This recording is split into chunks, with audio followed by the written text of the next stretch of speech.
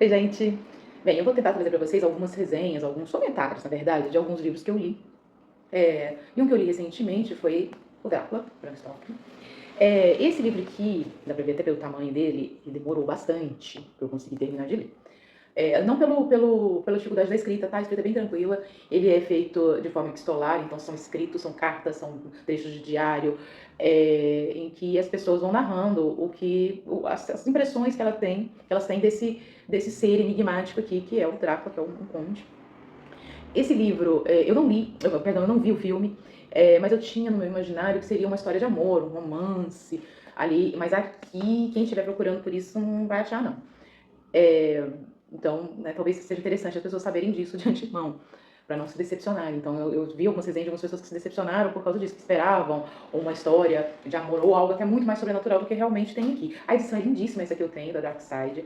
Né? Ela vem com alguns escritos do original, né? Cópia dos escritos originais, tem questão de fotografias até do filme mesmo. Então, é uma escrita fluida, assim, dá para ler ele de uma forma até mais rapidinho do que eu li, mas é porque eu queria entender melhor ali o que estava acontecendo, então talvez eu tenha demorado mais do que eu precisasse. Enfim, em um resumo, nós vamos ter a história aqui desse ser misterioso, que é até então um homem que vai comprar uma mansão em Londres e ele contrata uma empresa de advogados para estar regularizando ali essa negociação. E aí, o Jonathan é um funcionário desse escritório, dessa empresa de advogados, e ele vai até lá, até esse imóvel, para para regularizar, para atender esse cliente aqui. Quando, já no caminho, ele se depara com muitas situações, no mínimo estranhas, né? Então, quando ele chega lá também, o próprio cliente é muito misterioso, ele só consegue vê-lo à noite, no entardecer ou muito cedinho, mas durante o dia ele some. Acontece algumas coisas ali na mansão que dá uma cisma no Jonathan. E o Jonathan é noivo da Mina, que pra mim é a grande heroína ali da história, porque ela é uma figura feminina que vai ter uma participação muito grande aqui. A Mina, ela tá lá aguardando o noivo dela, em outra, dentro da Inglaterra mesmo, mas em outra cidade. E ela tem uma amiga, que é a Lucy. Elas são muito amigas e tudo, e estão sempre juntas. E num dia, a Lucy vai dormir e, de repente, ela começa a ter crise de sonambulismo. E a mina acha estranho aquilo e percebe que a Lucy está com duas marquinhas no pescoço. E a partir desse episódio, a Lucy cai muito doente, e né, vai começar a acontecer algumas coisas com a própria Lucy, alguns terrores noturnos, coisas do gênero. E, paralelo a isso, a mina começa a se corresponder com o noivo que está na casa do conde.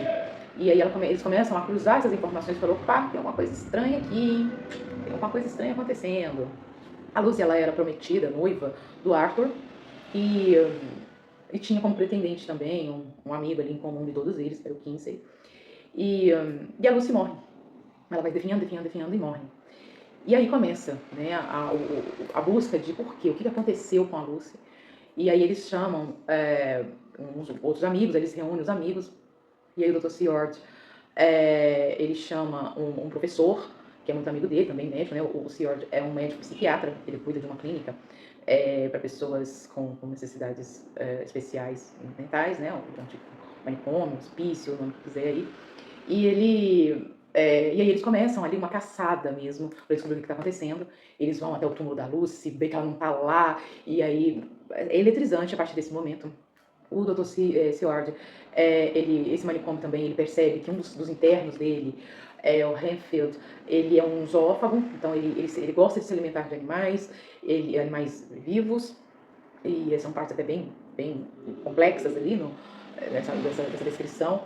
E aí ele percebe que o Renfield, né, que é o ex-paciente dele, ele também começa a apresentar comportamentos estranhos, tudo isso com o conde por ali, na região, né?